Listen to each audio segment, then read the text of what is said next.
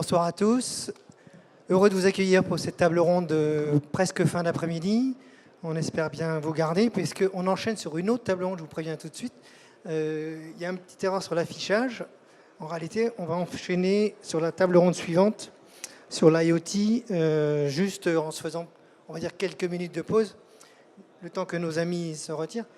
Mais comme on a une deadline de fin de journée avec une remise de prix, il va falloir que je tienne les délais. Cela dit, on attend également vos questions. On va se donner un débat d'à peu près, on va dire 40 minutes, 40-45 minutes, pour vous laisser le temps de quelques questions.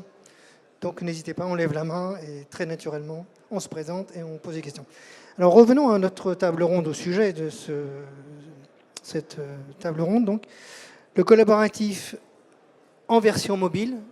Alors c'est vrai que c'est une question qui interloque un peu parce que on pense toujours que le collaboratif est toujours par définition mobile et c'est pas évident parce qu'en fait, on verra par les solutions qui existent. On a l'habitude culturellement dans les entreprises de penser collaboratif en équipe et généralement autour d'une table, typiquement avec l'échange de documents. Alors qu'aujourd'hui, la réalité, c'est vrai que l'entreprise, elle est élargie à plusieurs sites déjà, souvent, très souvent, et puis surtout la mobilité des personnels. C'est-à-dire qu'aujourd'hui, il est devenu légal de travailler à la maison. Et donc, de facto, les réunions collaboratives avec tout le monde présent, ça existe de moins en moins. Donc, c'est bien tout simplement ça qui nous amène à une collaborative mobile, je dirais, connectée en tout cas. C'est une réalité toute bête. Voilà, donc pour en parler un peu plus en détail et un peu plus sérieusement que moi peut-être, nous avons, alors je commence par Roxane Place. Bonjour. On va commencer, présentez-vous. Donc c'est une jeune société, une start-up. Hein. Ouais, c'est pas désobligeant de dire start-up. Non, mais là, on est une start-up dans une entreprise. L'entreprise est à 5 ans, on est experte sur les sujets de messagerie. Et Place, c'est notre nouveau produit qui est sorti il y a quelques mois. Donc nous, en fait, on est un chat d'équipe professionnelle. Dit autrement, on est le WhatsApp pour le boulot. Qu'est-ce que ça veut dire? C'est-à-dire que tout le monde connaît WhatsApp. On sait que c'est hyper fluide pour échanger. Les grands-parents l'utilisent avec les petits-enfants. Et donc, on est tellement habitués qu'en fait, on s'est dit qu'il fallait aussi avoir cette fluidité pour échanger dans le travail. Donc, concrètement, c'est un chat. Vous avez des conversations thématiques. Vous invitez des gens. Et là, vous échangez soit des appels visio, soit vous partagez des documents, soit vous chattez, les émoticônes, tout ça. Donc, voilà, donc ça facilite le travail collaboratif. Et nous, on a une vision un peu plus large de l'entreprise, parce qu'on se rend compte aujourd'hui qu'on travaille beaucoup en projet, mais l'entreprise évolue et aujourd'hui des projets, c'est pas forcément que des collaborateurs. Donc nous, on a imaginé ce chat ouvert vers l'extérieur, c'est-à-dire que vous pouvez intégrer dans ce chat n'importe qui dont vous avez l'adresse email, et nous on s'occupe du coup de l'intégrer aux conversations. Donc ça peut être des freelances, ça peut être des prestataires externes, des clients, voilà. Très bien. Et donc, avec ce système, on arrive à concentrer tous les échanges professionnels au même endroit. Et donc, nos utilisateurs ont réduit en moyenne de 80% le nombre d'emails reçus. Et ça, c'est aussi plus simple pour retrouver du coup les informations qu'on cherche. On reviendra plus en détail sur ce que vous offrez je parle, au fur et à mesure des questions. Non, mais c'est très bien. Marie, alors vous ne connaissez pas encore Klaxon, mais vous l'avez peut-être déjà entendu. Petit coup de klaxon. Klaxon. Voilà. Alors, ce n'est pas le produit. Marie Barbessol, donc exactement. Vous êtes évangéliste pour la société. Il a encore une start-up, il faut le dire. Oui, tout à fait. Aussi jeune ou peut-être plus jeune. Un peu plus vieille. Klaxon, c'est une start-up et une solution éponyme qu'on a lancée il y a 3 ans maintenant. Et en fait, Klaxon va améliorer radicalement l'efficacité du travail en équipe. Et le premier lieu en fait, du travail en équipe, ça va être la réunion. La réunion, on y passe énormément de temps. Je ne sais pas si 16 ans de sa vie en moyenne, je ne sais pas si ça vous parle pour vous. Voilà, je vois les yeux comme ça, je vous fais, parce que je vous vois tous, donc c'est plus simple. Effectivement, 16 ans, c'est énorme. Donc du coup, avec Klaxon, qu'est-ce que vous allez pouvoir faire? Quand vous êtes en réunion, en salle et ou à distance, vous allez prendre une tablette, un ordinateur, ce que vous avez sous la main, vous connectez. Et instantanément, vous allez pouvoir partager des idées dans des brainstorms, des nuages de mots, des quiz, des sondages. C'est toute une suite d'apps. Donc là, on est en situation où justement, on a peu de personnes en face de soi. Tout le monde est... Alors en fait, c'est de tout. C'est vraiment la maille de l'équipe. C'est vraiment le groupe de travail, l'équipe physique. l'équipe transversale en mode projet. Je rejoins ce que tu disais, Roxane. C'est l'équipe vraiment dispersée aussi, l'équipe distribuée sur différents sites, en home office, en flex office, enfin, tout un tas de manières. Et c'est comment est-ce qu'on fait en sorte que même quand une équipe n'est pas physiquement ensemble ou qu'elle est ensemble physiquement, eh bien, on améliore la manière dont elle travaille ensemble. Très bien. Belle présentation, courte et concise, efficace. Alors, Sébastien Mahé, vous êtes une société plutôt dans le développement plutôt... Non, on propose un produit pour les commerciaux terrain. Donc la situation est un petit peu similaire à mes collègues. Vous m'avez dit que vous êtes une agence de e-commerce, c'est ça ou... Alors, la structure juridique, la société historique, effectivement, fabrique des sites marchands qui font plus d'1 million d'euros de chiffre d'affaires annuel. C'est un micro-marché, c'est 3% en fait du marché du e-commerce. Et c'est le segment sur lequel on se concentre. Et on incube depuis maintenant 4 ans une start-up qui s'appelle Youto, qui a été lancée il y a 2 ans officiellement, qui permet aux commerciaux terrain d'emmener la data de l'entreprise sur leur smartphone, de l'utiliser avec ou sans connexion à Internet et de faire remonter de l'information depuis le terrain vers le système d'information. Donc c'est bien du logiciel? C'est un software, oui, tout à fait. Ok, très bien. Alors notre 4e intervenant, donc Patrick. Bonjour. Patrick Gentleman. Uphone, dites-nous... Ubephone. Ubephone, pardon. Patrick... C'est presque Uberphone, mais on a perdu l'air de rien. Presque. Ubephone. Ubephone, donc, c'est de la téléphonie d'entreprise pour smartphone. Aujourd'hui, les entreprises ont de plus en plus de difficultés à concilier téléphonie d'entreprise et mobilité des collaborateurs, de par le monde, de par, je dirais, des nouveaux usages tels que le télétravail. Vous êtes prestataire de télécom, opérateur. On est opérateur de télécom, on est opérateur de service, on est opérateur de réseau, on est opérateur de service et on est éditeur de solutions. Et donc, on a mis au point une solution qui permet aux entreprises de rendre mobile l'intégralité de la téléphonie de l'entreprise, tout en conservant l'identité. C'est-à-dire qu'aujourd'hui, le problème de la mobilité, c'est que les numéros mobiles ne représentent pas, je dirais, l'identité de l'entreprise. Donc, on a réussi à déployer une solution qui utilise des numéros géographiques. Ensuite, il y a effectivement l'image de l'entreprise qui doit être préservée. Donc, la réception des appels de l'entreprise, que ce soit au niveau de l'accueil ou au niveau des collaborateurs, il y a un standard. C'est comme le logo ou le site web. Et puis enfin, une partie innovante où l'entreprise doit pouvoir bénéficier, je dirais, des nouveaux outils qui vont permettre aux collaborateurs de faire tout en mobilité, du transfert d'appels, d'accéder à un annuaire d'entreprise, de la messagerie instantanée intra-entreprise et plein d'autres fonctionnalités qui seront à leur disposition. Alors, le point commun avec la société de Sébastien Mahé, c'est que vous avez développé notamment des connecteurs, c'est ça? Entre les plateformes de téléphonie, par exemple, et les métiers ou c'est ce qu'on appelle dans notre jargon, c'est notre propre Centrex. Donc c'est un environnement, je dirais, de téléphonie. C'est comme un... Hébergé. Oui, c'est le seul moyen de le faire. L'application n'est que la partie visuelle de toute la techno qu'on a développée. Mais on s'est surtout efforcé de travailler sur la capacité à donner aux gens de la connectique vocale tout le temps. C'est-à-dire que notre solution fonctionne même sur du réseau 2G, c'est-à-dire qu'on est capable de faire de la téléphonie IP sur de l'Edge, et il n'y a pas beaucoup de monde qui savent le faire. Donc que vous soyez en Edge, en 3G, en 4G, en Wi-Fi, peu importe la techno, où que vous soyez dans le monde, vous serez connecté à la téléphonie de l'entreprise et vous l'utiliserez comme si vous étiez à votre bureau. Quel que soit le terminal, hein. Par rapport à notre sujet, je me connecte, je peux entrer dans une réunion, si je suis éventuellement derrière mon smartphone, j'ai guère que ça. Tout à fait. Ouais. J'ai même pas une tablette. Que vous ayez une tablette, que vous ayez un iPhone, un téléphone Android ou un PC ou un Mac, vous aurez la capacité d'avoir la même solution. Et auparavant, j'aurais téléchargé une application typiquement de partage. Comme tout le monde. Voilà. Tout à fait. Bon, voilà pour la présentation. On voit ce que chacun fait ou ne fait pas, mais on voit bien que ça se complète d'ailleurs. Alors, on avait organisé, en préparant cette table ronde, en 3 volets. C'était tout d'abord l'impact organisation, environnement de travail. Ensuite, on verra quels sont les outils, les solutions qui répondent le mieux avec chacun. La combinaison, d'ailleurs, on verra des uns et des autres. Et puis, on verra aussi les options techniques, on va dire un peu plus techniques, télécom, sur la convergence fixe et mobile. Donc, c'est un peu le prolongement du deuxième volet. Alors, pour commencer, effectivement, en fait, collaborer à distance, ça suppose de s'organiser, ça suppose d'accepter culturellement qu'on puisse travailler à distance. Ce n'est pas toujours évident. J'aimerais que chacun nous dise un petit peu comment vous percevez cette nécessité de faire passer dans la culture de l'entreprise le fait qu'il y ait, par exemple, soit on est effectivement un tiers des participants à la réunion ne sont pas là physiquement, soit ceux qui sont là n'ont plus de bureau attitré, éventuellement n'ont pas forcément trouvé la salle libre. On vit ça aujourd'hui. Hein. Donc, est-ce que vous pensez qu'effectivement, on a trouvé des modes de fonctionnement aujourd'hui, ou est-ce qu'on est encore en train de chercher? Qui veut commencer? Je propose un petit tour à table.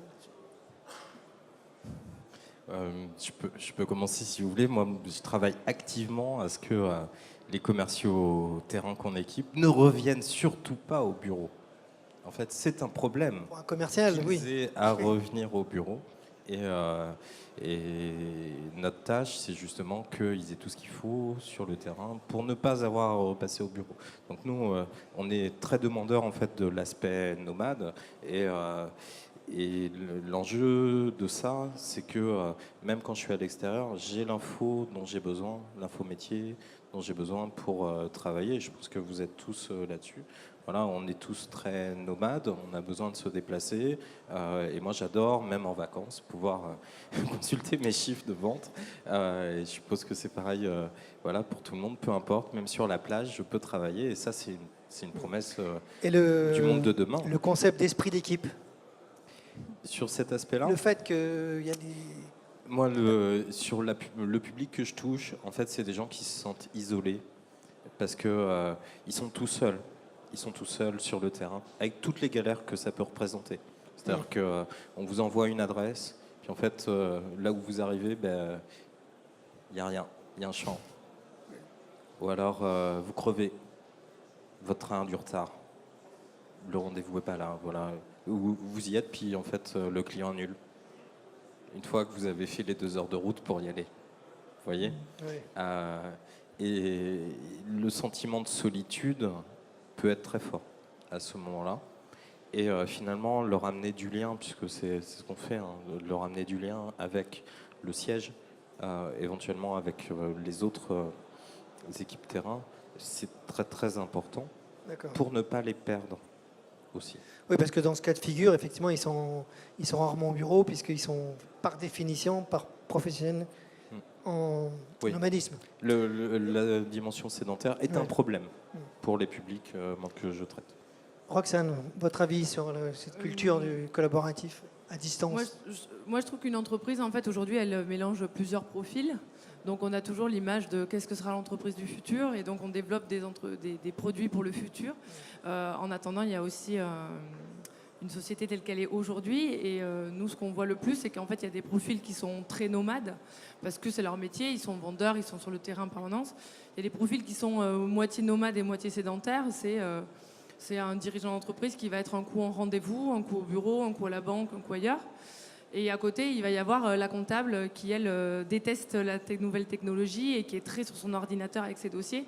Et en fait, il faut quand même éviter que les nouvelles technos recréent des silos technologiques à l'intérieur des entreprises. Donc en fait, pour nous, le travail collaboratif, on l'a justement imaginé ouvert vers l'extérieur, c'est-à-dire qu'on est capable de parler à Kevin du community management comme à Françoise de la compta, et que finalement, un outil correspond à la fois à différents types de profils, à différents types de postes, à différents types de relations au digital, quoi. Et c'est comme ça qu'on arrivera vraiment à créer du collaboratif efficace, c'est-à-dire quelqu'un qui laisse personne sur le bas-côté dans la transformation digitale de la boîte. Oui, c'était peut-être dans votre culture de départ aussi. On a Françoise de la compta. Bon, Marie, votre avis, est-ce que c'est... Alors, moi, je rebondis sur ce que vous disiez sur l'esprit d'équipe. En fait, et ça m'a beaucoup parlé quand vous disiez les gens sur le terrain sont un peu tout seuls, ou Françoise de la compta. Et du coup, c'est comment est-ce qu'avec différents outils qui se complémentent, parce que je suis bien d'accord, on a des zones d'activité qui se complémentent par rapport aux objectifs qu'on vise, c'est comment on fait en sorte, quand on est à distance, que ce soit sur le terrain, que ce soit pas au même étage, que ce soit chez un client, etc., comment on fait en sorte finalement pour raccrocher à ce qui s'est passé physiquement dans l'équipe ou même à distance, une réunion à distance, et quand on n'y était pas, par exemple. Donc comment on fait en sorte finalement de créer une continuité dans le travail en équipe, même quand on n'est pas ensemble.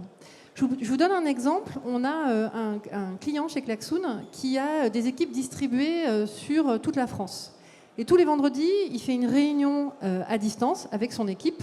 Il y en a qui sont en salle, il y en a qui sont chez les clients qui prennent 1 heure, exactement. Et en fait, il nous disait, avant, je faisais une visio, c'était très bien, déjà on se voyait, première chose. Mais ce qui se passait, c'est qu'une fois que tout le monde avait dit « Hey, coucou, je suis là », tout le monde se mettait en mute, enlevait la caméra, et du coup, il se retrouvait tout seul à venir descendre son contenu. Et il dit là, l'esprit d'équipe, le fait de travailler en équipe, c'est impossible. Il dit, moi, je sors les rames et je rame tout seul pour arriver à faire la réunion. Depuis, ce monsieur utilise Klaxoon et il nous dit ce qui est bien en lançant une activité, n'importe laquelle, un quiz s'il a besoin, un brainstorm s'il a besoin, un nuage de mots. En fait, il va avoir toute l'équipe qui s'exprime. Et donc, du coup, les gens qui sont tout seuls sur le terrain, chez le client, en fait, ils continuent de participer à la vie de l'équipe, même si les 3/4 ou la moitié de l'équipe, elle est à Paris, elle est à Brest, elle est à Rennes, elle est physiquement ensemble. C'est des gens, en fait, qui ne décrochent plus. Parce qu'ils sont en capacité, on leur pose la question via une solution et on leur redonne voix au chapitre, on leur permet de s'exprimer.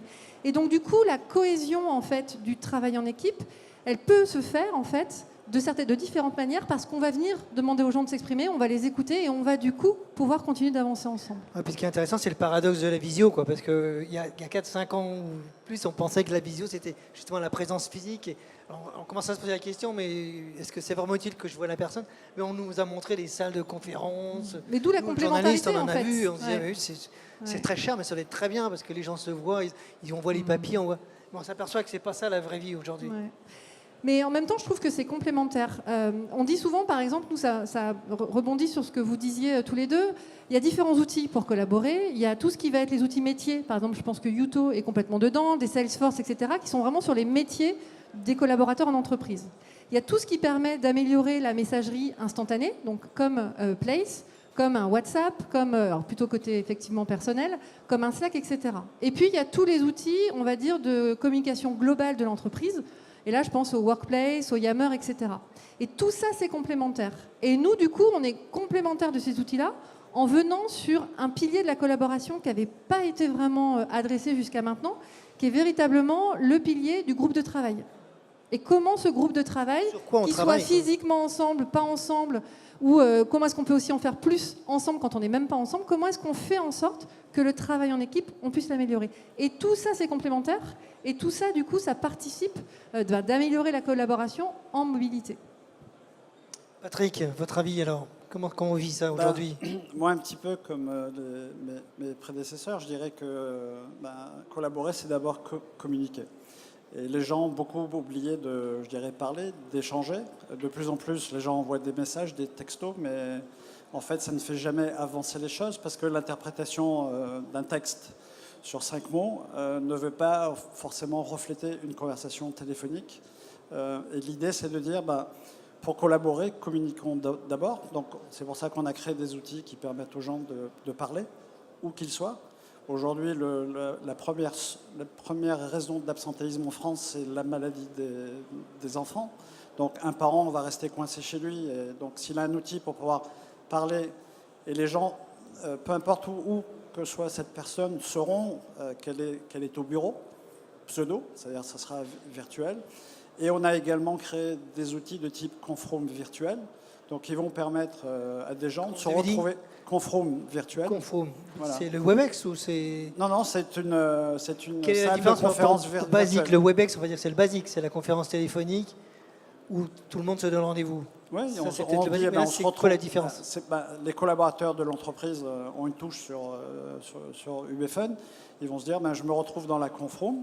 Ils ont rendez-vous à 15h. Ils appuient sur une touche. Ils sont tous connectés dans cette même Confroom et ils peuvent parler comme s'ils y étaient physiquement.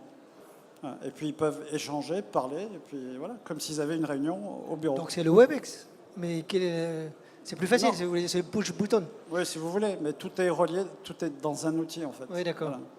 C'est instantané, quoi. C'est-à-dire que exactement. Je n'ai pas à les composer, il n'y a pas le stress de J'ai la connexion, j'ai pas l'intel, il me manque un tel, il répond pas, il est sur son mobile, mais c'est un iPhone, il n'est pas compatible avec la ligne que j'utilise. Ils se sont donné rendez-vous. J'ai connu ça, oui. Ça fait partie de la suite des outils qui sont mis à disposition. Et donc, l'ensemble des collaborateurs de l'entreprise y a accès. Et après, on peut en avoir une, on peut en avoir plusieurs. On va dire c'est du pré-connecté, quoi. C'est ça, en fait? La connexion est pré-configurée. C'est always on. J'appuie sur un bouton et j'ai toujours connecté. Un petit peu comme on fait dans la radio professionnelle. C'est presque ça. Non, c'est un petit peu différent. Mais bon, mais après, tout en gardant à l'esprit qu'on donne aux collaborateurs le droit à la déconnexion. C'est-à-dire qu'il va pouvoir se déconnecter. L'entreprise va pouvoir paramétrer les heures de travail de chacun. Et comme ça, les collaborateurs ne seront pas embêtés en dehors de leurs heures de travail. Oui, on en avait parlé, effectivement. Il y a aussi le respect de la vie privée ou de la pause de midi, des choses comme ça qu'il faut intégrer tout à fait dans les nouvelles mœurs qui se mettent en place. Alors revenons un petit peu sur les solutions. Alors reprenons le cas chez vous. Avant et aujourd'hui, comment je travaillais avant et comment je peux travailler avec vous grâce à Place. Alors on va faire un découpage en 3 temps. L'avant, c'était 100% mail. Donc, voilà, on disait, on va créer un nom de conversation dans le sujet. On va l'appeler préparation salon Mobility for Business. Donc, un salon, c'est beaucoup d'échanges, donc entre la couleur du logo, la taille de l'écran, etc. Donc, je pense qu'on en arrive très vite à 200 mails. Et il se trouve qu'à la fin, en plus, on rebondit sur le salon de la semaine dernière. Donc, finalement, on a un salon qui s'appelle Mobility for Business où on finit par parler d'autres choses. Voilà. Et donc, une semaine après, quand on veut chercher une information... Les lignes de sujet ne sont pas les mêmes, les objets, voilà. Tout le monde a changé. Chercher une info dans une chaîne de mails de 200 mails, c'est l'horreur. Donc là, on a un peu évolué et les chats internes se sont lancés. Donc, entre collègues, on crée une conversation sur un outil X ou Y qui s'appelait Mobility for Business. Et donc là, on échangeait. Sauf que du coup, quand il fallait demander à Xavier, par exemple, notre contact sur le salon, quelles étaient la taille de la bâche ou je sais pas quoi, on quittait le chat et on passait de nouveau sur le mail. Et donc, c'est avec Xavier qu'on avait la chaîne de mails de 200 mails. Le troisième temps, du coup, c'est l'arrivée de Place, où en fait, on arrive effectivement à voir les avantages du chat, mais sur 100% de ses communications. Et donc, voilà, les avantages qu'on a, c'est qu'on réduit le nombre d'emails envoyés. On arrête de rendre les gens dingues parce qu'ils cherchent le document ou le plan du salon sur 5 canaux différents. Et du coup, on est capable de concentrer tous les types d'échanges professionnels sur un seul canal, puisqu'on a le partage de documents, la visio, le chat, le stockage aussi de documents. Donc même en termes de prix, on évite d'avoir 3-4 fournisseurs différents parce qu'il faut payer Dropbox, il faut payer... Tout m'arrive sur le même point d'entrée. C'est comme un WhatsApp tourné vers tous les types de communication, mails. Donc nous, on est capable, en fait, le WhatsApp fonctionne avec une identifiant numéro de téléphone, nous avec un identifiant email, ce qui est effectivement plus pratique dans le milieu pro parce que c'est quand même globalement ce qu'on a de nos interlocuteurs. Et nous, en fait, quand on crée une conversation, on rajoute les personnes et on détecte, notre technologie détecte si à cet identifiant, à ce mail correspond à nos utilisateurs ou non. Si c'est un utilisateur, la personne recevra le message dans le chat. Si c'est pas un utilisateur, on transforme le message instantané en mail. Et donc la personne, soit elle répond au mail et nous, on a la réponse dans le chat. Ça prend aussi les pièces jointes, etc. Soit alors elle a un petit bouton et elle peut cliquer, avoir une vue web et donc participer directement avec une web view. Et quand je veux remonter, j'ai une vision historique, enfin, c'est une utilisation automatique. Sur une conversation, c'est assez simple, c'est une ligne par message. Donc c'est vrai que rien que déjà en une vue, on a ce qu'il faudrait 5 minutes de lecture de mail en équivalent. Donc c'est vrai que ça aide à la productivité côté, on va dire, patron, parce qu'on voit qu'effectivement les gens sont plus concentrés, c'est plus simple de retrouver l'info. Mais au niveau des salariés, on voit aussi que ça enlève beaucoup de stress parce que en fait, les notifications d'emails qui augmentent toute la journée, ça rend fou. Parce que rechercher l'info dans ces mails qui se ressemblent tous, ça rend fou. Et donc voilà, donc on a à la fois des gens qui sont plus concentrés et plus sereins dans leur façon de communiquer sur un sujet en question, quoi. Et pour compléter un peu ce que tu disais, c'est vrai que nous, du coup, on est sur des projets qui travaillent de façon pas immédiate. C'est-à-dire qu'en fait, un salon, ça se prépare sur 3 semaines. Donc, en fait, on va quelqu'un va rebondir le lundi sur quelque chose qui a été dit, puis ensuite, etc. Donc c'est effectivement sur de la préparation de sujets qui sont plutôt dans la durée. Donc on parle plutôt de projet, là où effectivement Klaxoon a ce côté immédiateté de tout le monde ensemble. Donc oui, on est très complémentaires. Voilà. Eh ben voilà, la transition est toute On ne faite. se connaissait pas avant. Je pense que ça doit être vrai. Parce que... Alors, effectivement, comment vous abordez la question, vous ? Comment je peux fédérer mes utilisateurs, mes équipes autour d'un outil l'avant et l'après, en fait. Oui, l'avant et l'après, c'est ça. Alors en fait, je vais prendre un exemple d'une activité qu'on peut faire dans Klaxoon qui est le brainstorm. Et je vais vous parler d'une de nos clientes qui s'appelle Marie-Christine, qui bosse chez Soprasteria, qui est un des leaders dans la transformation numérique. Et en fait, elle, avant d'utiliser Klaxoon, elle faisait des séances de brainstorming quand il y avait besoin de répondre à des appels d'offres clients. Et du coup, elle mettait des profils différents, donc des gens qui connaissaient de mémoire très bien le produit, d'autres très bien leur offre, et d'autres un autre type de process. Et elle disait, qu'est-ce qu'on faisait ? On prenait les post-it, les paperboards, on écrivait, on copiait, on collait ça sur la table, sur les murs, pas sur la table, sur les murs. Et elle disait, on faisait ça pendant 2 heures, ça suffisait pas, donc on s'y remettait le lendemain, pas dans la même salle, il fallait prendre les papers, les post-it se décollaient, la galère. Et en fait, elle a découvert Klaxoon, et notamment le brainstorm dans Klaxoon. Et par exemple, maintenant, elle réunit du coup les 3 populations.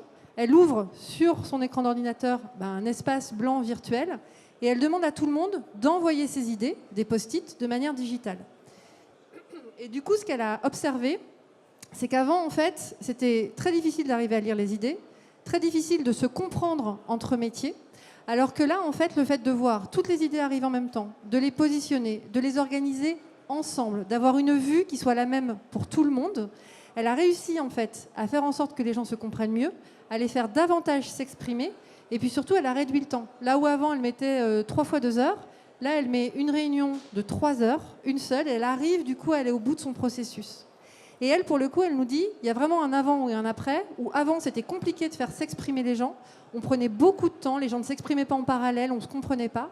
Et elle dit là, il y a même des gens qui ne participaient pas avant, et pour qui c'est beaucoup plus naturel, en fait, d'écrire un post-it numérique comme vous écrivez un SMS, comme vous écrivez sur un chat, etc. C'est un usage qui est beaucoup plus simple.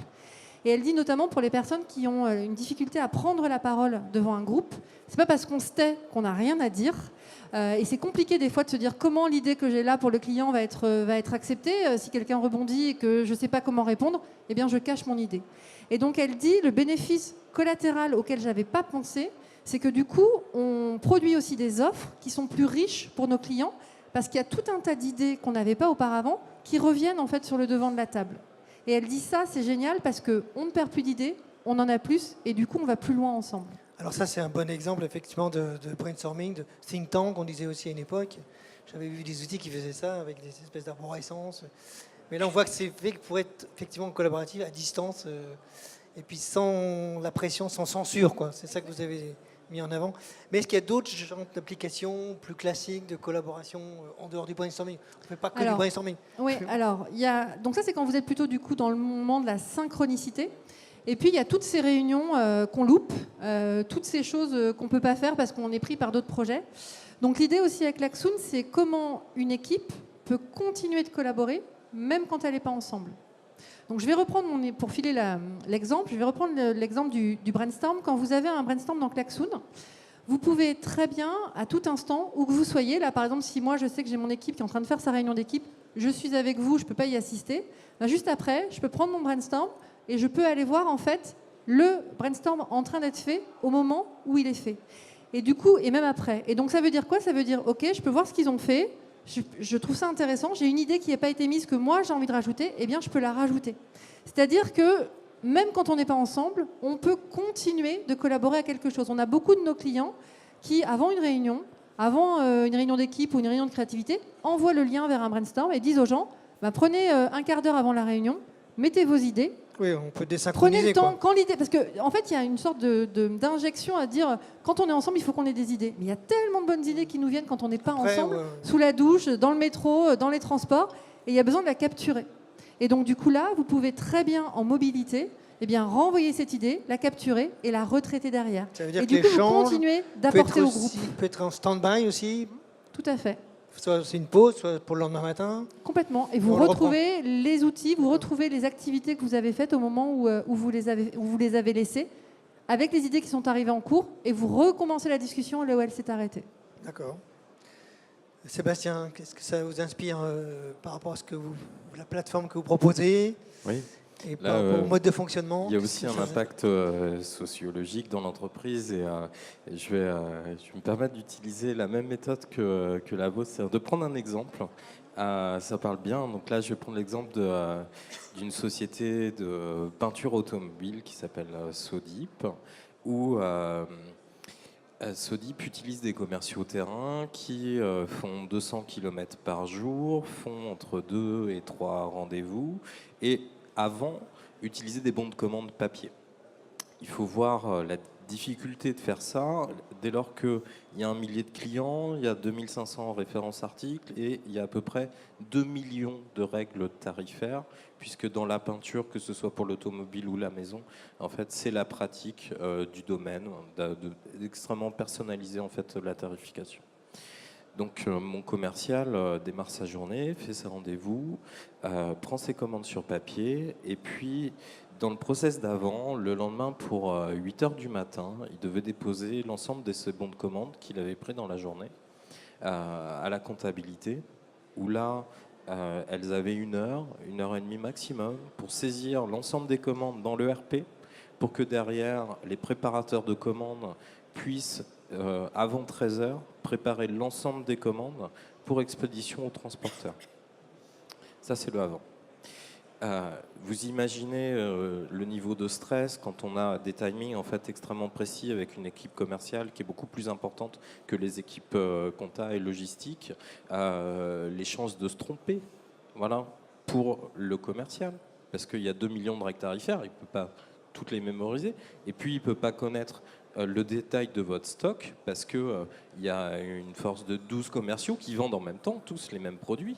Donc il y a des chances de rupture de stock qui sont importantes, d'erreurs dans les tarifs. Et puis il peut se tromper sur qu'est-ce que le directeur commercial a envie de vendre en ce moment. Et puis à la compta, s'il y a une erreur de saisie, mais en fait le client il va considérer que ce n'est pas sa faute, que c'est l'entreprise qui a fauté. Et donc ce sera à elle de payer les pots cassés de cette erreur. Ça, c'est le avant dans la société que je décris.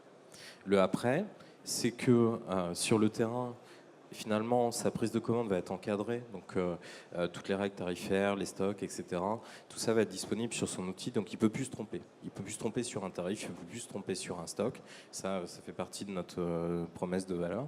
Et surtout, après, sociologiquement, en fait, sa commande, elle tombe au fur et à mesure de la journée. Dès qu'elle est prise, elle est immédiatement écrite dans le RP de l'entreprise. Et comme elle est signée par le client, en fait, ça renverse la charge de la faute. C'est-à-dire que si c'est le client qui s'est trompé au moment de la prise de commande, ce sera à lui d'assumer les éventuelles conséquences. Et le fait de passer sur un mode course, voilà, tous les jours, il fallait se dépêcher, il fallait se tromper, il y avait des conséquences, donc des tensions qui en découlaient.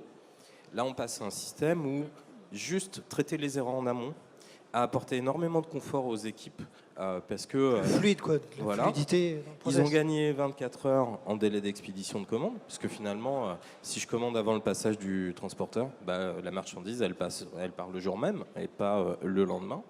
Et tout ça a généré 13% de chiffre d'affaires en plus sur ce compte-là. Voilà, juste la suppression des erreurs. Et après, si vous voulez échanger avec le dirigeant de cette société pour aller plus loin sur les aspects sociologiques et le bien-être que ça a pu amener dans l'entreprise, il est avec moi sur mon stand B16. Donc je vous invite à venir le rencontrer. Patrick, chez UBPhone, comment moi, je vais être beaucoup plus court et simple. En fait, quelqu'un m'a dit, si vous savez UBphoner, vous savez téléphoner. Mais en fait, c'est l'inverse. Si vous savez téléphoner, vous savez UBphoner. C'est quoi UBphoner? C'est téléphoner avec les fonctionnalités pour le travail. Donc, voilà, c'est le meilleur compliment qu'on ait pu me faire. Donc, UBphonez tous, venez nous découvrir stand D13 et vous verrez comment ça marche. Bien. Alors, on va quand même... on a encore avant de vous passer la parole pour quelques questions, j'aimerais qu'on revienne un petit peu sur comment on installe ça dans une entreprise. Alors, il y a la partie infrastructure, il y a la partie téléphonie, mais il y a effectivement aussi tout simplement l'installation d'une application. Alors, peut-être que je vais recommencer en ordre. Chez vous, c'est tout simplement une application que j'installe sur mon PC, sur mon mobile, sur mes différents équipements, ma tablette. J'ai une licence pour l'ensemble. On appelle ça les services SaaS. Ça veut dire qu'en fait, tout se fait en ligne, depuis la création du compte de l'administrateur jusqu'à ajouter des nouveaux membres, les supprimer, les modifier. Donc en fait, ce qui est pratique dans ce genre de système, c'est que tout se fait en ligne et donc en moins de 5 minutes, une équipe est créée, on peut l'utiliser immédiatement. Et ensuite, l'utilisation est beaucoup plus simple parce que l'administrateur gère son compte tout seul. Voilà, donc c'est sur le cloud. La magie du cloud. C'est du SaaS. C'est du SaaS et en fait, du coup, le compte étant accessible autant depuis l'ordinateur que depuis le téléphone, on crée son compte, on peut ensuite télécharger l'application. Alors évidemment, il y a la question piège. Qu'est-ce qui se passe quand je perds la connexion? Si je suis en mode SaaS, vraiment? Ou est-ce que c'est le serveur? Est-ce que je peux fonctionner avec le serveur de l'entreprise? Ou est-ce que c'est nécessairement en connexion à distance? Il faut avoir Internet. Donc il faut que je me resynchronise si jamais je perds la connexion. C'est juste le temps de reconnecter, quoi. Un hotspot. Internet, quoi. Et après, c'est vrai que sur des projets, classique, quoi. Sur des projets, du coup, si parfois on perd la connexion une demi-heure, souvent les gens survivent. Ils envoient leur message en repartant. Et donc, ça se résout. C'est plus un problème, quoi. C'est plus. Internet, il n'y a plus le stress comme on a pu. Là. Je crois que vous avez prévu de parler de la 5G, de la 4G, tout ça. Donc, on va plus vers une connexion de plus en plus large. D'accord. Chez Klaxoon, est-ce que le fait d'être connecté, déconnecté? En fait, on a les deux. Ça m'a bien plu quand vous avez parlé de la 2G tout à l'heure, parce qu'effectivement, donc c'est comme Roxane, la solution est accessible en mode SaaS. Donc c'est pas une app, c'est une web app. Donc vous ouvrez une page web, ça marche. Mais on a pensé aussi au moment donné où on a besoin de se réunir en groupe, notamment quand vous avez des séminaires, des conférences ou juste des groupes de travail dans des hôtels, dans des structures où il n'y a pas, ou même chez des clients, vous arrivez chez des clients, il n'y a pas de Wi-Fi guest ou des choses comme ça. Donc en fait, on peut aussi utiliser Klaxoon en mode complètement déconnecté. Vous utilisez Klaxoon aussi bien que si vous étiez sur net, sauf que vous n'y êtes pas. Donc on a créé un petit boîtier, la Klaxoon Box. Vous la branchez juste à l'électricité, vous l'allumez, et elle a un réseau Wi-Fi privé qui ne permet d'accéder que à Klaxoon. Donc les ordinateurs, les smartphones, tout ça se connecte au Wi-Fi de la box, ouvre une page web, vous allez chercher la solution qui est sur la box, et vous faites du coup une réunion interactive avec tout ce qu'il y a dans la solution, comme si vous étiez du coup sur Internet. Pour justement pallier et surtout se dire, l'équipe ne doit pas être arrêtée par quoi que ce soit pour travailler ensemble. Donc il y a cette box déconnectée et puis on a créé aussi un meeting board qui est un ensemble global, vous en aurez sur le stand si vous venez nous voir. Là l'idée c'était de se dire, une équipe pareil, quand elle a besoin de se réunir, parfois il n'y a pas de salle de réunion. Il n'y a pas de salle, il n'y a pas de... C'est maintenant, on a besoin de se voir, on a besoin d'échanger, il n'y a rien. Et bien du coup c'est un espace de travail mobile, un écran, la solution Klaxoon. Et du coup nos clients aujourd'hui font leur réunion dans un bout de couloir, dans un bout de bureau parce qu'ils en ont un. Comme il est sur roulette, ils l'emmènent avec eux. S'ils ont envie d'aller à la cafétéria faire leur réunion. Et du coup, c'est 100% mobile. Il n'y a plus du tout de friction à se réunir. C'est votre tableau pliant. C'est ça qui rentre dans l'ascenseur? Il vous suit dans l'ascenseur, oui. On l'a pensé pour qu'ils vous suivent. Exactement. D'accord. Mais l'idée, c'est qu'il n'y ait pas de zone de friction, en fait. D'accord. Pas de zone de friction, de la communication partout. On y arrive, Patrick? C'est vrai ou... Petit à petit, oui. Donc, UBFun s'installe... C'est bien vrai que parfois, il faut quand même gérer la coupure ou la désynchronisation. Mais là aussi, ça s'est bien amélioré, ça. Je pense pas, il n'y a pas beaucoup d'acteurs qui savent communiquer sur de la 2G, donc déjà c'est un premier challenge. Donc on est assez unique sur ce créneau-là. Ensuite, effectivement, si on n'a pas de data du tout, ça ne marche pas, donc il faut pas se leurrer. Mais aujourd'hui, on trouve de la data partout, donc que ce soit du Wi-Fi ou de la 2G, 3G, 4G. Ensuite, pour UBFun, c'est simple, il faut aller dans le store, l'installer. Et le tunnel se fait dans l'application et ensuite l'administration se fait dans l'application aussi. Donc on peut créer autant d'utilisateurs qu'on veut, autant d'accueil téléphonique qu'on veut. Enfin, c'est assez riche en termes de fonctionnalités. Mais il faut de l'Internet, systématiquement. Oui, c'est ça. Voilà. Et on considère qu'on peut l'avoir Sauf exception, quoi. C'est ça. Sauf exception. Ouais. Sauf exception. Ça marche même dans l'avion, vous serez surpris. Ah, ça, c'est dans les cahiers des charges, paraît-il, d'ailleurs. Non, revenir à la connexion. Je l'ai testé entre Bangkok et Paris. Donc, ah bon? Ouais. Et vous avez eu la connexion? Oui, j'ai eu la connexion, mais la voix, non, je ne pouvais pas faire la voix. Donc, mais j'ai eu la connexion parce qu'il y avait le Wi-Fi dans l'avion. Donc, oui. Donc je pouvais administrer, je pouvais sur envoyer des messages. Sur tout le trajet? Voilà. Non, pas tout le trajet. Ah, Au-dessus de l'Inde, je crois, qu'il y a des zones... Non, c'était coupé à cause des différentes règles. Oui, c'est ça. Et puis au-dessus de l'Europe, c'était coupé aussi. Mais c'est déjà pas mal. C'est déjà pas mal. Se reconnecter 2-3 fois en avion, c'est déjà un petit record. Fait. Et en ce qui concerne le mode, puisque vous parlez du mode de fonctionnement, le mode de facturation chez vous, est-ce qu'on est dans le mode mensualisation, licence ou vous avez plusieurs choix en fait. C'est par utilisateur, par poste? Comment vous faites? Le premier mode, c'est le mode 0, donc pas d'abonnement. 0 centimes, 0 euros. Voilà, ça vous ne l'utilisez pas, vous ne payez pas. En fait, vous payez que l'usage que vous faites de la plateforme. Donc c'est 3 centimes la minute, ce qui n'est pas grand-chose. Sinon, vous pouvez passer en mode illimité mensuel à 14,99 ou vous pouvez passer en mode 3 ans. Vous achetez 3 ans d'un coup et ça vous coûte à peu près l'équivalent de 11,55 €. Donc, en général, vos clients, ils fidélisent sur... Ils commencent généralement illimité au compteur et il y en a beaucoup qui prennent le 3 ans parce qu'ils économisent 8 mois. Donc, oui, c'est ça. Ouais.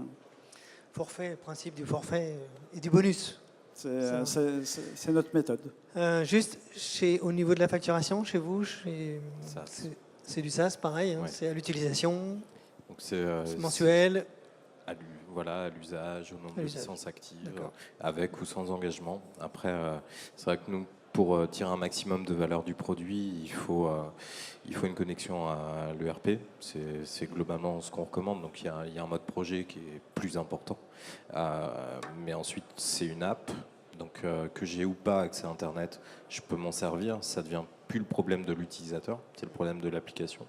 Et on a 2 niveaux de redondance. C'est-à-dire qu'il peut aussi arriver que l'entreprise soit coupée d'Internet. Donc mon utilisateur, il est dans une zone blanche, ça on y pense, mais j'ai un cas client où ils ont été touchés en Charente-Maritime, touchés par une tempête il y a déjà maintenant plus de 8 ans, qui a ravagé l'entrepôt, déconnecté toute l'informatique, ils se sont retrouvés 8 jours sans ERP, et ça aussi on le gère en fait. Et les commerciaux peuvent continuer à vendre. Et bizarrement, ça, parce que le monde a changé, en fait, vous pouvez dire j'ai eu un incident climatique, mon usine est ravagée, malheureusement, c'est arrivé à un autre de mes clients là, pendant l'été, c'est 6 millions d'euros de dégâts par la grêle, mais ça n'a pas empêché en fait, les commerciaux de continuer à bosser. Donc ça, être redondant à la panne, c'est extrêmement important. Bien, chez vous, Klaxoon et chez Place, le mode c'est une licence, c'est abonnement, même système, par mois. Par mois, par utilisateur. Parfait, par utilisateur. Très bien. Il nous reste quelques minutes, comme j'avais promis qu'on vous laisserait la parole pour des questions. Est-ce que vous voulez... Qui veut se lancer? Soyons pas timides. Il faut collaborer, on a dit. Faut savoir être transparent. Non? Il n'y a pas de questions. Bon. Du coup, moi, je vais ouvrir. Moi, j'en ai, mais... Parce que nous, Place, donc on est une entreprise qui a... Faites un sondage. Ouais, je fais un sondage. Non, parce que ça nous est arrivé lundi à la nuit du commerce connecté. Donc c'était une soirée uniquement sur le retail. On a beaucoup parlé de retail. Et c'est le directeur de Franprix qui a ouvert ça à la fin en disant là, je lance une bouteille à la mer, ce serait bien qu'on parle un peu d'écologie dans nos outils. Et du coup, c'était une belle perche pour nous parce qu'on est une entreprise engagée. Et donc, on a deux chevaux de bataille. La première, c'est la confidentialité des données. Facebook nous a beaucoup aidé avec le scandale cette année à ce que les gens comprennent l'enjeu. Mais effectivement, nous, chez Place, on en parle depuis très longtemps. Donc, ça veut dire que technologiquement et financièrement, on est indépendant des GAFA.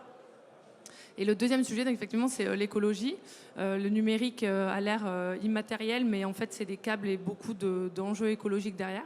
Et donc, chez Place, nous, on a des data centers carbone neutres. Voilà, et donc, on s'applique à réduire l'empreinte écologique du numérique. Comment ils sont neutres? Alors, ils sont basés aux Pays-Bas en sous-sol. Donc, déjà, il y a il faut savoir qu'un data center, c'est beaucoup d'ordinateurs qui chauffent en même temps. Donc, en gros, ça utilise beaucoup de climatisation. Donc, les data centers sont enterrés avec des couloirs de refroidissement. L'électricité est recyclable. Enfin, c'est l'énergie verte. On récupère la chaleur ? Et on récupère la chaleur pour les bureaux. Pour le chauffage urbain. Ouais. Donc, c'est éco-conçu, en fait. Ouais. Comment ? C'est éco-conçu, justement. Le chauffage est récupéré pour les bureaux, etc. D'accord. La ouverture. Bon. Pas de questions, toujours ?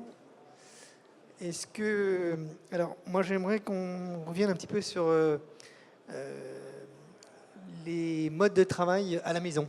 C'est quand même le truc qui est maintenant fréquent. Patrick évoquait l'absentéisme pour les raisons familiales. Là aussi, c'est heureusement accepté par les entreprises. Et au-delà de ça, il y a le fait qu'on puisse prendre le vendredi home office.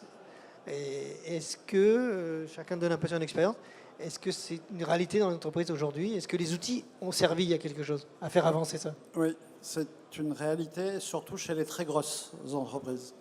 Parce que là, nous, on voit de notre côté une recrudescence, je dirais, de demandes. Et on commence à travailler avec des gros groupes qui, justement, essayent de mettre en télétravail à peu près 20% de leur force, de leurs salariés, ce qui est important. Et en plus de ça, il y a un autre mouvement qui est en train de se propager, c'est la non-sédentarité dans les bureaux, c'est-à-dire que le bureau n'est affecté à personne. C'est sur la base de first come, first serve, donc le premier qui arrive prend le bureau qu'il veut. Et ils ont y compris le patron, le chef de service, je l'ai vu dans un grand constructeur automobile. Et donc il y a des casiers, donc chacun des collaborateurs a un casier avec ses affaires dedans, et il prend le casier et puis il se met à un bureau disponible. Et puis voilà. Et donc le téléphone, c'est un smartphone avec nous, on espère notre technologie qui va lui permettre de travailler où qu'il soit. Oui. Alors moi, je vais me permettre de parler de mon cas. Ça fait 10 ans, moi, que je télétravaille. En fait, Klaxoon est basé à Rennes et j'habite au bord de la mer, dans le Morbihan, donc dans le sud. Mais avant ça, en fait, j'ai commencé... avant, j'ai travaillé 10 ans à Paris, avant de partir il y a 10 ans. Ne calculez pas mon âge, s'il vous plaît. Et du coup, en fait, je suis d'accord avec vous. Effectivement, les grandes entreprises s'y mettent. Et nous, on est une start-up, on est 170 et on est plusieurs dans ce cas-là, en fait, à télétravailler. Et avant, je l'ai fait dans le conseil. Et en fait, je vois vraiment un avant et un après. C'est-à-dire qu'avant, oui, je télétravaillais, mais je me battais un peu avec le télétravail en me disant « Ah non, ça serait quand même bien que je sois au bureau parce que la dernière fois sur cette réunion, j'ai galéré. Et puis là, j'ai galéré. » Et l'expérience n'était pas géniale. Et là, depuis du coup que je télétravaille en utilisant des différents outils, évidemment Klaxoon, mais aussi des outils de messagerie, etc., il y a une qualité en fait de travail à distance qui n'est pas du tout pareil. Il y a une vraie continuité, il y a un vrai sentiment de se dire c'est pas parce que je suis pas là aujourd'hui, que je suis en home office, que j'ai pas le même niveau de connaissance de ce qui va se passer dans la journée, que je suis pas raccroché au groupe, que je suis mis à part. Il y a une vraie différence en fait par rapport à ce qu'on pouvait vivre avant. Ça, c'est vrai. Bon. Nous, pareil, on voit chez des clients, ils ont installé le télétravail justement comme un gage de confiance envers leurs salariés. Et en fait, ça s'est pas du tout bien passé parce que y a de la suspicion qui est arrivée très vite. Quand quelqu'un répondait pas, on imaginait que du coup, il était à la piscine. Et en fait, on s'est rendu compte que même si le télétravail venait aussi avec de la confiance, c'était pas pour ça qu'il fallait pas installer des process et des outils pour que ça se passe bien. Et que en fait, donc, du coup, c'est un triangle pour que tout se passe bien. C'est-à-dire, il faut que ça se passe, mais qu'on crée un cocon en fait, pour que ça se passe bien. Pour que ce soit vertueux, vous voulez dire ? Ouais, pour que ça soit vertueux et que justement le lien de confiance continue à exister. Quoi. Et, très intéressant. Vous voulez dire pour moi, c'est les process et les outils. Ça passe par des comment on appelle, des signaux de présence. Enfin, ou pas, en fait. Après, chaque entreprise trouve son mode. Ça peut être dans le statut qu'on utilise dans la messagerie instantanée. Ça peut être, mais grosso modo, il faut des outils, il faut des process pour que ça se passe bien. Et du coup, il faut des outils. Il ne faut pas que ce soit du flicage non plus. Il ne faut pas que ce soit perçu comme du flicage, mais il en faut un peu pour savoir au moins si la personne est présente. Marie, oui, je rebondis parce que ça me fait penser aussi. Il y a les outils, les process. Je suis complètement raccord avec toi. Il y a aussi, je trouve, les moments d'échange, en fait, les rituels d'équipe qu'on peut avoir. Et il y a tout, par exemple, alors je ne sais pas si vous le faites dans vos organisations, nous en start-up on le fait beaucoup et je trouve que ça se fait de plus en plus dans les grands groupes aussi. Tout ce qui va être, par exemple, les réunions, les daily meetings, on appelle ça en anglais, les réunions du matin qui vont permettre en fait à une équipe de se synchroniser et de se dire ça prend pas longtemps, ça prend un quart d'heure, 20 minutes suivant la taille de l'équipe. L'idée, c'est pas de dire tout ce qu'on va faire dans la journée, etc., mais c'est vraiment de se synchroniser, de dire ok, par rapport à hier, voilà, j'ai avancé sur ça, aujourd'hui j'ai prévu ça, et attention, j'aurai besoin d'aide sur tel et tel sujet. Et ces moments-là, c'est ce que j'appelle le process, quoi. C'est le cadre. Exactement. Le cadre et ces petits moments-là, ça permet. C'est le modèle qu'on voit dans le DevOps aussi. C'est un peu ça, non? Ça vient en fait ça vient de là, mais ça se généralise en fait à beaucoup d'équipes. Et du coup, ça permet vraiment, que vous soyez là, que vous soyez pas là, de connecter, d'avoir des moments de connexion. On a plein d'équipes, par exemple, on voit chez les clients, les équipes, tout ce qui tourne autour de la relation client, aussi du développement, c'est issu de là. Il y a même 2 fois des délits par jour, parce qu'ils ont besoin, c'est des équipes qui ont besoin de se synchroniser plus que d'autres. Et ça, que vous soyez en salle ou à distance, ça permet aussi de garder le lien. Commentaire là-dessus, vous vivez comme ça? On pratique nous aussi le daily meeting qui est sur nos 3 sites. Combien de temps ça dure? C'est des stand-up, donc vous n'avez pas le droit de vous asseoir. Et exprès pour que justement ça ne dure pas trop longtemps. Donc ça c'est l'objectif. Dans la presse, c'était le modèle de la réunion de rédaction en chef du Monde, le journal Le Monde. Debout, toujours, 7h du matin. C'est vraiment un bon modèle, on aime bien. Donc après, c'est rythmé. Le lundi matin, il y a les annonces de la vie de l'entreprise, etc. Les nouveaux arrivants qui sont annoncés. Tout le monde apparaît sur un tableau qui est partagé à tout le monde, même quand on a une vision à distance. Après, moi, pour dévier un tout petit peu sur le sujet, nous, on prône pas le travailler plus, mais le travailler mieux. Et en fait, on pense que les outils digitaux peuvent vraiment apporter ça. C'est-à-dire que là... en fait, ça sert à rien de bosser 60 heures par semaine, parce que finalement, votre corps va compenser tout seul et ralentir votre rythme de travail. Et donc, nous, on préfère en fait des gens qui travaillent moins, qui travaillent plus vite grâce à des outils digitaux, qui ont une vie aussi à côté qui va les enrichir dans leur vie professionnelle. Et j'espère que grâce à ces choses-là, on va pouvoir tous, parce je pense qu'on a tous le même projet, de permettre une vie professionnelle qui soit plus épanouissante sans être ultra chronophage et manger aussi nos vies personnelles. L'an dernier, j'étais en Norvège à 16h30, en fait, il n'y a plus personne dans les bureaux. Et à propos d'horaire, je pense qu'on va s'en tenir là, puisque la transition est trouvée. Respectons les timings, on a un petit peu débordé. Tant pis pour vos questions, s'il y en avait. En tout cas, je voudrais qu'on vous applaudisse, parce que c'était très vivant. Merci à vous. On sent le vécu terrain, et puis on peut vous retrouver sur les stands, donc, puisque vous êtes tous là.